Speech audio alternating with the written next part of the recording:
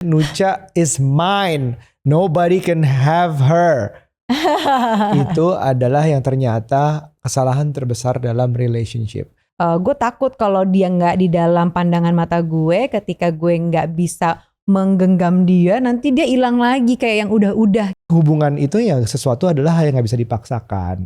Kalau memang sudah berbeda, sudah tidak cocok, daripada saling merusak, dua-duanya rusak, bukan satu doang yang rusak, ya buat apa gitu.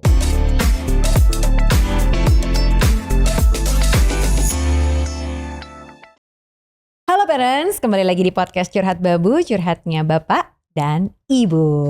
Yeay, kembali lagi di sini kita. Gimana kabar kamu?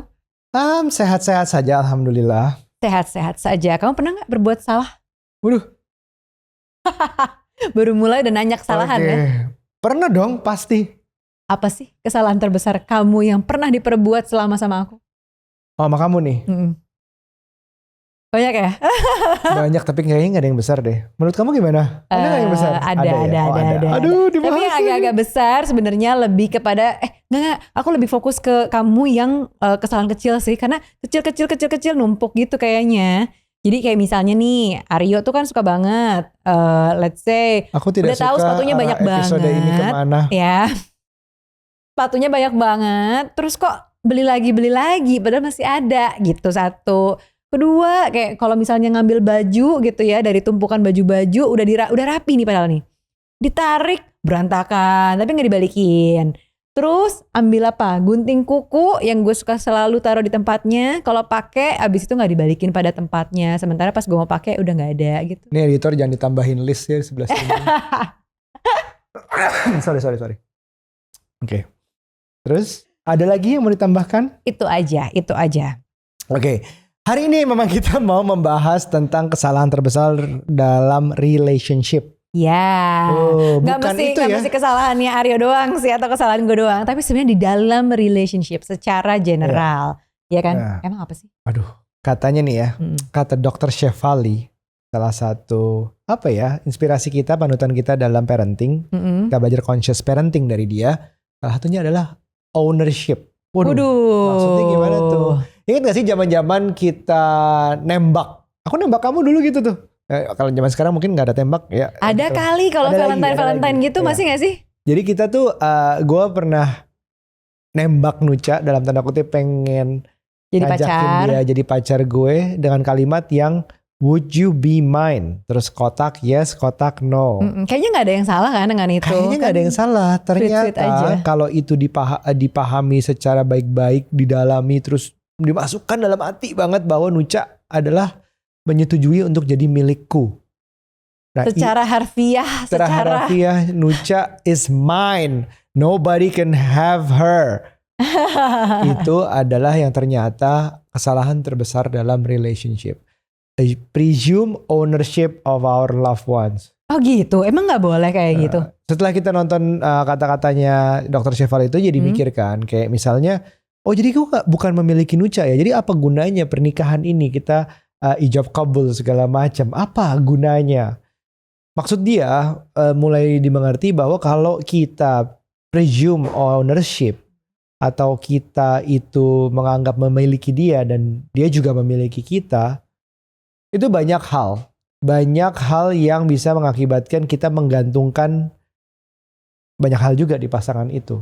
Misalnya bahwa menggantungkan dia adalah sumber solusi. Ya. Atau dia adalah milikku yang harus nurut semuanya, yang harus tumbuh sesuai ekspektasi gue, sesuai mau gue, arah gue semuanya.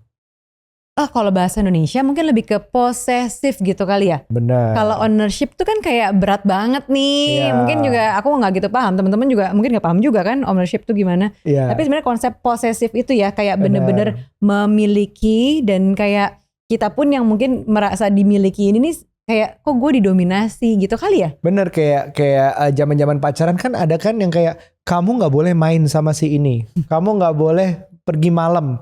Kamu gak boleh ngerokok. Kamu gak boleh apa-apalah, nggak boleh kerja, nggak boleh apalah, kerjanya suruh pindah atau apa segala Ya, macam. posesif. Itu yang kita bilang posesif. Nah itu dari pacarannya udah kelihatan kita memiliki kayak ownership of her. Apalagi itu baru pacaran tuh, apalagi kalau menikah gitu. Sebenarnya kita berhak ada kayak, bukan berhak ya, namanya perasaan orang tuh kayak menurutku, aku nggak suka kamu main sama dia gitu misalnya ya. Tapi ya sudah, berarti itu adalah perasaan lo yang nggak suka, bukan berarti bisa ngatur sebenarnya. Kalau dalam pacaran ya udah tinggal can you live with it, can you accept it, but don't expect to change someone gitu sih. Ya nggak? Menurut kamu gimana? Bener sih. Karena kalau misalnya kata dasarnya possessive tuh kan apa kalau bahasa Inggris possession. Kepemilikan, ya kan? ownership. Kepemilikan. Balik lagi. Balik lagi sebenarnya sama kayak ownership itu. Kita kadang-kadang suka ngerasa pada saat pacaran mungkin kita nggak segitu posesifnya. Tapi ada juga sih sebenarnya yang tipe-tipe pacar tuh posesif banget. Aku pernah dengar cerita Bab. Jadi dulu ada temanku pacaran nih ceritanya sama anak orang kaya lah waktu itu. Dan dia nih cukup posesif banget nih. Dan kalau misalnya pergi-pergi si temanku ini nih ceweknya itu nggak boleh Bab nengok kanan kiri terus kayak say hi sama teman lainnya kan kadang-kadang namanya juga anak-anak SMA, anak kuliah gitu ya, anak SMA bukan anak kuliah. Terus kan pergaulannya lagi luas-luasnya pada saat itu. Jadi begitu kayak ketemu papasan atau gimana nggak boleh kayak nengok kanan kiri, nggak boleh sapa-sapa. Jadi buat dia tuh lo pergi sama gue, ya sama gue aja. Ada tuh tipe posesif kayak gitu. Jadi dia pakai itu leash juga, pakai tali. Sini kamu, sini, gitu. Iya kayak gitu. Pokoknya segitu parahnya, bahkan sampai berdampak pada kalau misalnya dia nyapa-nyapa teman, terus kayak misalnya dia bersosialisasi gitu pada saat di tempat umum, abis itu bisa loh dia kayak ngomel-ngomel, marah, bahkan sampai ada kasar-kasarnya tuh ada. Wow. Segitunya. Padahal masih tahap pacaran ya Kak. Iya, padahal sesudah menikah pun itu nggak sehat sebenarnya. Iya, nah tapi ada juga yang justru surprise-nya adalah pada saat pacaran nggak kayak gitu. Kayak ceritanya tarik ulur, baik-baik aja. Begitu menikah seolah tuh kayak ya udah ownership paling terbesar adalah gue. Jadi lo harus nurut sama gue. Tapi menurut kamu sendiri kenapa ownership itu, sense of ownership itu bisa menjadi kesalahan terbesar dalam pernikahan? Kalau aku terawang-terawang karena adanya insecurity. Jadi pertama insecurity, kedua trust issue. Kalau insecure tuh kan kayak perasaannya gue nggak tenang nih, ya kan? Menurut gue dia tuh berarti kalau kasusnya tadi tuh kayak temanku itu berarti dia insecure bahwa teman-temannya lebih asik, lebih seru daripada gue. Nanti kalau lo sama teman-teman lo, gue diabaikan, gue dicuekin nih, kayak gitu. Atau bahkan berpindah gitu ya. Iya, gitu. Nah, gue nggak mau jadi left out gitu dari lo, dari pandangan lo, dari teman-teman lo itu. Gue nggak mau kalah penting sama temen lo. Misalnya kayak gitu. Itu pertama menurutku. Nah, terawan kedua tadi tuh soal trust issue. Jadi dia merasa bahwa selama ini mungkin kalau gue lepasin pasangan gue, dia tuh bisa hilang-hilangan misalnya gitu. Jadi gue harus genggam lo banget nih gitu biar gak kemana-mana. Sehingga gue seolah adalah owner lo gitu ya. Jadi ownership atau possession gue terhadap lo tuh harus dijagain banget gitu. Jadi ada tuh yang tipe-tipe mungkin zaman dulu ya kalau misalnya BBM atau sekarang WhatsApp lah ya. WhatsApp gitu bisa kayak tiap saat lagi ngapain, udah makan belum, ini dari pagi sampai malam Kak gitu. Atau misalnya video call atau nelpon melulu. Ada yang kayak gitu kan. Iya udah, bukan awalnya sih nanya yang manis-manis ya, udah makan belum? Iya. Udah ini lagi di mana? Terus lagi di mana berlanjut dengan sama siapa? Oh, sama dia gitu. Biasanya gitu-gitu.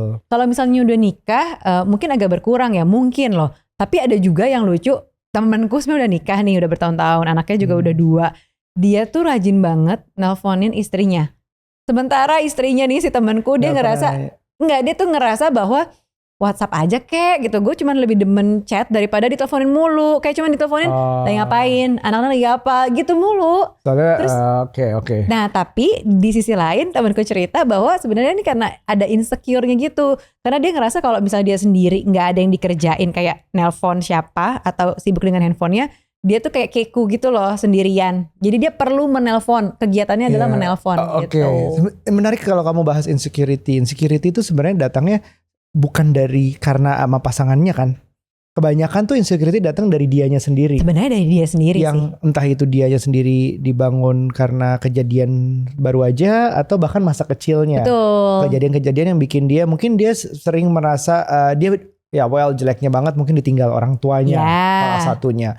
Atau ada pengalaman masa kecil lagi yang menyakitkan sehingga membuat dia lebih insecure. Tapi sebenarnya tetap lagi harus diingat insecurity itu bukan karena pasangannya. Sebenarnya. Bisa jadi bukan karena pasangannya, tapi dia menumpahkannya Iya. ke pasangannya. Betul, bisa jadi tuh dia sebenarnya punya perasaan yang gue kalau sama orang udah percaya, let's say caregivernya dia ya, Betul. entah orang tua, entah neninya, mungkin pada masa kecil atau mungkin pas dia tinggal sama neneknya gitu ya atau kakeknya, pokoknya yang mengasuh dia. Tapi ini orang nih sebentar ada, sebentar hilang, sebentar ada, sebentar hilang. Alias yang kita suka pernah lihat di TV itu loh, bab di film. Bahwa si anak ini kehilangan sosok waktu itu kalau nggak salah ceritanya bapaknya ya sakit ya. Ya kan bapaknya sakit. Fathers Daughters bukan? Iya. Oh iya betul. Ya kan dia jadi ada isu gitu. Itu sebenarnya kan terkait juga sama insecure-nya dia. Dia nggak mau deket sama orang karena pasti kalau gue deket sama orang dia akan meninggalkan gue. Iya. Nah sama halnya dengan hubungan ini gitu. Ketika dia ngerasa bahwa gue takut kalau dia nggak di dalam pandangan mata gue, ketika gue nggak bisa menggenggam dia, nanti dia hilang lagi kayak yang udah-udah gitu. Jadi ada kekosongan di diri dia sih. Ini mungkin klise ya kalau misalnya kita ngomongin ya namanya relationship itu ya kayak pasir tuh jangan digenggam keras-keras, dia keluarnya lewat samping-sampingnya malah lolos gitu, tumpah. Tapi kalau misalnya ditampung dengan benar, ya dia nggak keluar. Itu klise, sounds cliche, but it's very true bahwa kalau kita ownershipnya kuat banget terus harus dipegang, nggak boleh kemana-mana, diatur di luar kemauannya dia, ya susah karena memang relationship tuh harus kayak dua-duanya mengusahakan sesuatu yang lebih baik gitu terjadi untuk relationship ini. Kalau mau ngomongin seseorang setia nggak akan pindah ke lain orang bukan karena dikekang setianya, akan lebih nikmat lagi, akan lebih pas lagi. Betul. Kalau setia ya dengan kemauannya sendiri untuk setia. Dan memang sudah ya gue gak nyari yang lain, gue maunya sama ini gitu. Iya, nah tapi sebenarnya gini Bab, kalau tadi kita kan ngomongin soal tahapan dari yang pacaran bentuknya kayak apa, begitu udah nikah ternyata ada yang kaget nih bahwa dulu waktu pacaran kayak gak gini-gini amat gitu ya. Kita anggap itu sebagai bucin, padahal sebenarnya bukan bucin, tapi dia tuh kayak memiliki kita itu loh yang tadi posesif ini nih. Nah buat orang yang diposesifin kan ngerasa bahwa kok lu ini orang berubah banget nih, antara dia cinta banget, bucin banget, atau justru dia ngerasa jadinya kok nikah kayak gini banget sih, ujung-ujungnya apa? Curhat nyesel nikah. Iya gak sih? Lanjut ke episode kita yang nyesel nikah gitu. Kita ada tuh episode ya, nih mungkin bisa dilihat soal episode nyesel nikah gitu, karena ada beberapa curhatan DM gitu yang masuk ke kita, ke Parent Talk dan Curhat Babu, bilang bahwa baru berapa bulan dia udah ngerasa nyesel nikah gitu ya, atau udah berapa tahun kok nikah rasanya kayak gini sih ternyata gitu, mungkin tidak sesuai dengan ekspektasi. Dan bahayanya ya kalau merasa ada ownership itu, sense of ownership yang kuat, terus dia nggak ngerasa sebaliknya, gue bukan milik lo gue bukan piaraan lo yang harus dikekang segala macam bla bla bla. Dan semakin sense of ownership itu dipegang, dia semakin kabur, kan istilahnya kita akan semakin kuat gitu megangnya. Akan frustasi kalau kita orangnya controlling, posesif, nggak bisa kontrol sesuatu, bisa berujung ke violence sih. Nah tapi di sisi lain sebenarnya buat yang meng-ownershipkan si pasangannya ini nih, itu tuh ada bisa jadi ceritanya dia dalihnya adalah melindungi pasangannya ini. Menjaga. Misalnya nih, gitu. Soalnya gue ngerasa keluarga lo toksik, jadi gue pengen lo nggak usah ke keluarga lo lagi. Banyak tuh yang kejadian artis-artis kan. Klasiknya gini, bukan aku nggak percaya kamu, aku nggak percaya dia. Iya Ada kayak gitu. Nah tapi kayaknya kemarin tuh ada artis-artis itu deh yang ceritanya dia nggak boleh ketemu sama keluarganya gitu loh, yang rame banget, ya kan, tahu dong. Klarifikasi. Iya, nah kayak gitu-gitu yang seolah-olah bahwa gue tuh nggak mau lo ketemu keluarga lo, nanti lo di apa istilahnya tuh di brainwash macem-macem soal gue, di brainwash macem-macem soal lo yang dulu, sehingga lo nggak mau balik lagi sama gue. Sebagai suami kan harus ngejaga istri gue. Iya, hal-hal kayak gitu tuh ada juga loh. Itu salah ya? Nggak, ya. Aku tuh suka bingung, nanti pasti ada yang komen lagi. Kan namanya suami tugasnya untuk melindungi istri. Nah itu tuh kan jadi dalihnya melindungi dengan cara ownership. Nah itu benar apa salah? Ini kalau aku pribadi ya, maksudnya ngeliatnya tuh kayak kalau kita cuma bisa berusaha melindungi orang atau menolong orang yang mau ditolong. Ya. Jadi ada tahapnya, nggak sama sekali dia emang berlawanan terus dipaksa untuk melakukan sesuatu yang di luarnya dia, itu akan ada pemberontakan di dalamnya. Dari rebellious side-nya. Dia harus ada sedikit maju untuk berusaha, oke, gue mau dijagain, gue mau ditolong, gue mau dituntun, gue mau di ini loh. Jadi rasanya tuh yang ngekang nggak akan mundur, nggak segitu ngekangnya lagi. Mungkin awalnya posesif banget, oke fine, tapi bisa kayak makin lepas. Jadi kalau genggamnya tadi begini, lama-lama makin begini, lama-lama makin begini. Kalau yang dipegang itu juga mau, tapi kalau nggak jangan dipaksain, semakin lo kerasin ya. Iya, kalau Gitu misalnya nggak ketemu di tengah gimana tuh? Misalnya nih yang posesif tadi nggak bisa dibilangin gitu ya, dia tetap pengen kayak menguasai si pasangannya. Sementara yang Aduh nanya aku nanti dikekang kontroversi nih. Iya sih. Nggak Kita apa-apa, nonton biarin, episode biarin. gitu. Biar rame komennya, biarin rame. Oke, biar beda ya. Kamu Biar beda. Oke, aku tuh adalah yang nggak apa-apa banget bercerai. Oh gitu. Kalau emang gak cocok karena memang ini aku memiliki berapa cincin sekarang nggak pernah dalam keadaan bercerai. Ntar dikomenin lagi loh sama netizen. Biarin, nah ini kan pendapat Saya nggak pribadi. suka sama komentar itu tuh.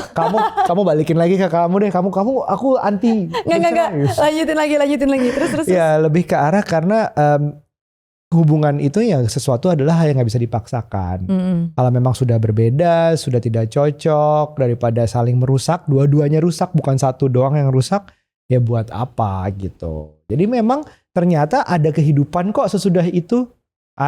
Untuk yang belum tahu baru pertama kali nonton Curhat Bambu ini, ya gue pernah bercerai dan sekarang sudah menikah lagi dengan Nucha. Dan gue nggak mengutuk bercerai sama sekali. Kalau gue nggak bercerai, gue gak dapet Nucha. Asik. Nanti karena Nucha gak mau dipoligami. Iya, bisa.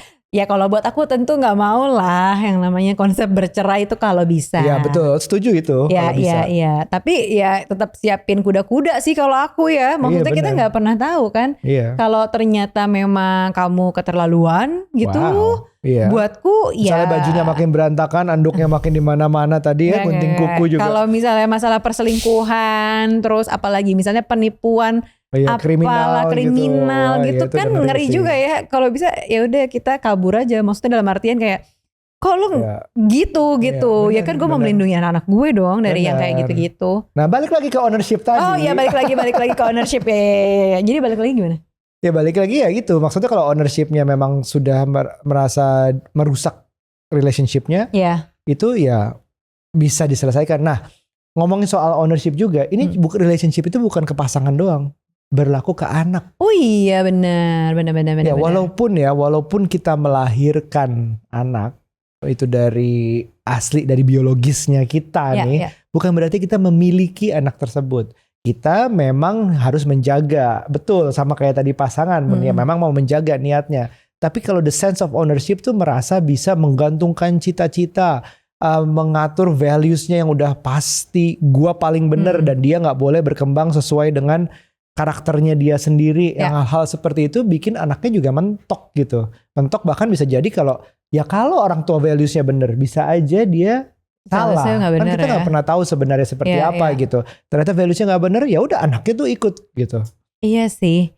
Yang paling kasihan orang tua tuh suka merasa nih, kayak mungkin aku juga ya suka merasa bahwa karena anak masih kecil, karena anak itu sifatnya kita yang melahirkan gitu ya. Kita udah besarin. Udah pasti itu tuh secara otomatis kita ngerasa ownership-nya ada di kita. Jadi kita kayak berhak mengatur anak-anak kita.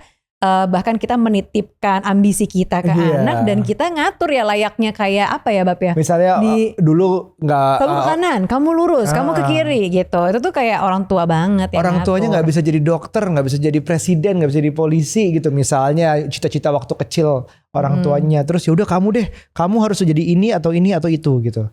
Ya. Nah, sedangkan anaknya mungkin nggak cocok dengan itu. Itu kan menitipkan cita-cita namanya. Bener sih. Nah tapi kalau menurut kamu seharusnya gimana sih? Jadi orang tua tuh mesti kayak gimana ya? Kita masih work in progress sekali lagi. Anak kita baru umur 7 dan 4. Jadi masih panjang perjalanan. Tapi senang banget kalau saat ini sampai umur 7 tahun tuh ngelihat anak yang punya pemikiran sendiri. Oh ternyata dia mikirnya gitu ya. Oh jadi kayak hal-hal seperti dia menanyakan sesuatu, aku coba gak langsung jawab walaupun aku tahu. Aku kayak oh iya gitu ya, menurutmu kenapa gitu. Atau bahkan menemukan sesuatu hal yang sama-sama gak tahu, kita cari tahu bareng. Either we try it atau kita Google di beberapa sources, kita cari jawabannya bareng-bareng. Ada beberapa hal yang kita gak mungkin tahu semuanya lah pasti. Contoh sekarang anak gue lagi suka luar angkasa, planet-planet. Gue baru tahu tuh Pluto tuh punya teman-teman, punya gengnya sendiri lewat lagu-lagunya mereka. Terus dia mulai bertanya, bumi itu kebentuk gimana sih? Wow, oke. Ya udah yuk kita cari tahu bareng, cari video YouTube yang menarik gitu. Oh gitu ya ternyata ya. Gue kira-kira tahu bumi kebentuk gimana, tapi kan secara sainsnya kan persisnya takut salah, gue kasih pelajaran bareng-bareng. Contoh hal itu, jadi pemikiran-pemikiran itu kebentuk sendirinya dengan dia, perasaannya dia menurutku divalidate dengan orang tua yang mendukung untuk cari tahu sendiri, untuk cari tahu mana yang benar, untuk punya pendapat, terus kita semacam arguing dalam in a good way ya, debating bahwa menurutku begini, menurutku begitu gitu. Kalau menurut agama gimana, menurut sains gimana, nggak apa-apa, kita dengerin aja semuanya dulu gitu. Nah tapi ini pasti ada yang komen juga nih, bakal statement kamu juga bakal di counter nih sama. Ini udah disiapin banget ya, apa nih yang Gue mana udah nih? tahu, nggak pasti akan di counter bahwa ya nggak mungkin lah kita nggak ngerasa punya ownership sama anak kita. Nanti anak Sulit itu memang. kebablasan dong. Nanti anak itu pergaulannya bebas dong. Nanti anak itu jadi nggak punya aturan dong. Gimana? Nah sulit itu memang. Ini kita lihat ya, kita rekam lagi mungkin 5 tahun, 10 tahun mendatang. Tentu batasan memang harus ada. Terutama kalau dalam kita secara relationship juga udah komit bahwa something against the law, something illegal tuh kita gak akan ngelakuin. Kita terbuka semuanya. Hal-hal kayak gitu udah set boundaries tentunya. Dan yang anak juga kita udah ngajarin untuk gak doing something illegal, yang gak sesuai dengan values-valuesnya yang ada, yang secara norma yang ada gitu loh, gak mengganggu, itu kita agree on together gitu. At least misalnya, kamu tahu nggak kenapa? Jadi kan kita suka ngomongin misalnya bully gitu. Bully tuh ngapain sih? Kayak my friend did this. Bully tuh gini ya? Bully nggak? Itu geli.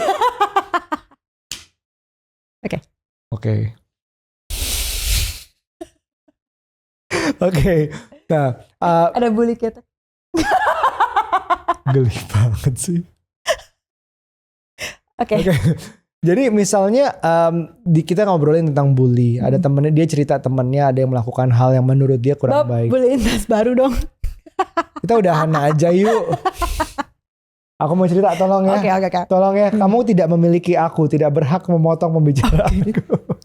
Oke. Ya, jadi kita diskusi kenapa tindakan itu bisa merugikan orang lain gitu. Jadi we agree on the values together. Jadi tujuannya adalah untuk saling menciptakan boundaries yang ada. Bahkan kita bikin rules bareng kan. Ya.